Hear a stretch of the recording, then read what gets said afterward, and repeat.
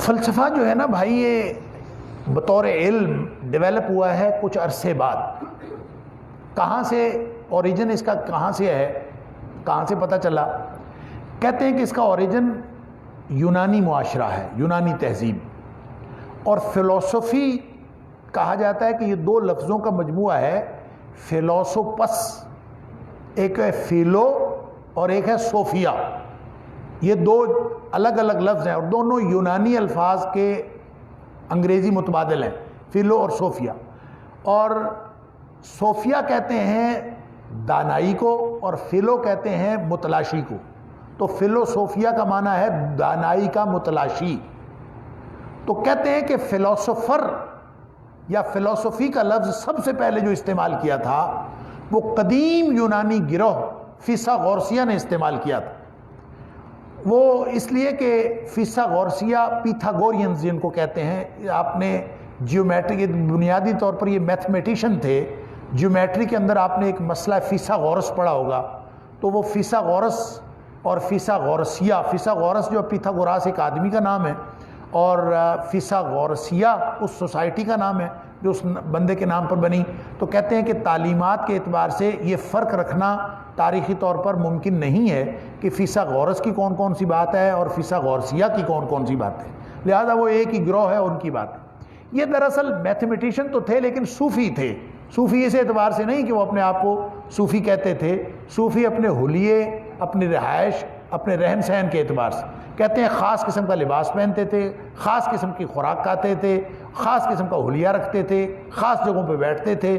اس لیے اس سوسائٹی کو بڑی ایک خاص اہمیت حاصل ہے یونانی فلسفے کے اندر.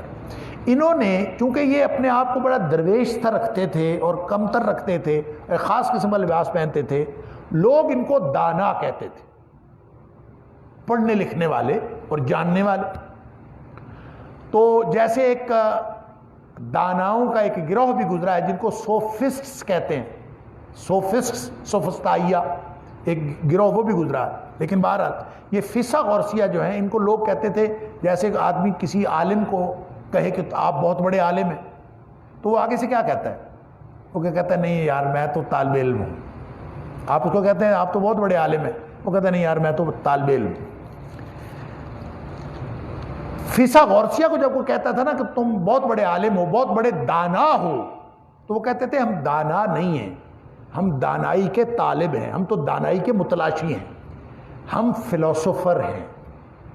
ہم فلسفر ہیں کیا مطلب؟ ہم دانائی کے متلاشی ہیں. لہذا فلسفی وہ ہوتا ہے جو دانائی کا متلاشی ہو، اور فلسفہ دانائی کے تلاش کی یا سچ کی تلاش کا جو علم ہے اس کو فلسفہ کہتے ہیں. اور تاریخی طور پر یہ ایک علم ڈیولپ ہوا ہے. لہذا ظاہر سی بات ہے اگر آپ دانائی کی تلاش دنیا کے اور مین میڈ نظریات میں، انسانوں کے نظریات میں تلاش کرتے پھریں گے تو آپ بڑے اچھے فلسفی ہوں گے. اور اگر آپ دانائی کی تلاش کتاب و سنت میں سے کریں گے تو آپ کو فلسفی کوئی نہیں مانے گا. لوگ کہیں گے کہ جناب یہ تو مولوی ہے، فلسفی کیسے ہے؟ یہ بات میں صرف از راہ تفنن نہیں کہہ رہا. امام غزالی علیہ الرحمہ کے ساتھ یہی ہوا ہے. امام غزالی چونکہ ایک بہت بڑے عالم بھی تھے، فقیہ بھی تھے، اور عملی طور پر انہوں نے اپنے آپ کو دنیا سے الگ تھلگ بھی کیا. کچھ عرصہ کے لیے تلاش حقیقت کے لیے انہوں نے ترک دنیا بھی کیا. اور جو بغداد کا مدرسہ نظامیہ تھا اس کی جو صدارت تھی، صدر مدرس تھے اس سے ریزائن کر دیا اور چھوڑ کے بھاگ گئے. اور اپنے آپ کو تلاش حقیقت کے لیے انہوں نے مختلف قسم کی کیفیتوں سے دوچار کیا. لہٰذا ان کی جب آپ امام غزالی علیہ الرحمہ کی زندگی کو دیکھتے ہیں اور پھر انہوں نے جب فلاسفہ کا توڑ کیا ہے تو جو پیور فلسفی ہیں وہ کہتے ہیں غزالی تو فلسفی ہے ہی نہیں. وہ کہتے ہیں یہ تو متکلم ہے، یا یہ اسلام کا زیادہ زیادہ اس کو متکلم کہہ سکتے ہیں.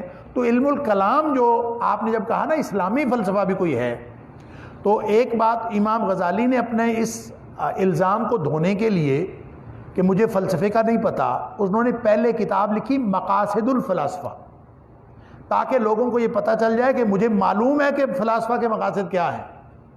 اس کے بعد انہوں نے اس کا رد کیا، تحافظ الفلاسفہ جو فلاسفہ کا رد کیا اس کے بعد کیا، نئی کتاب لکھی۔ بہرحال جو مسلمان فلسفی ہوئے ہیں ان کو ہم کہتے ہیں کہ یہ مسلمان متکلم ہیں۔ مسلمانوں میں جو فلسفے کی روایت ہے وہ علم الکلام بن گئی ہے۔ اس کی وجہ یہ ہے کہ وہ فلسفی جنہوں نے فلسفیانہ بنیادوں پر، اور فلسفیانہ بنیادیں کیا ہیں؟ عقل کی بنیاد، فلسفیانہ بنیادوں پر جنہوں نے اسلامی عقائد کا دفاع کیا ہے ان کو ہم متکلم کہتے ہیں۔ وہ عقلی دلائل کے ذریعے سے اسلامی عقائد کا دفاع کرتے ہیں تو وہ متکلم ہوتے ہیں۔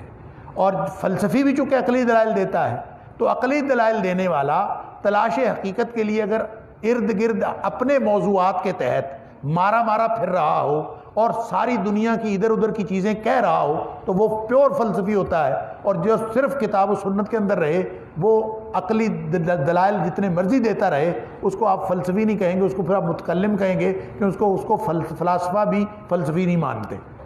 تو اسلامی فلسفہ دراصل اسلامی علم الکلام ہے، اور ہم اسلامی فلسفہ نہیں کہہ سکتے۔ اس مسلم فلسفہ کیا ہے؟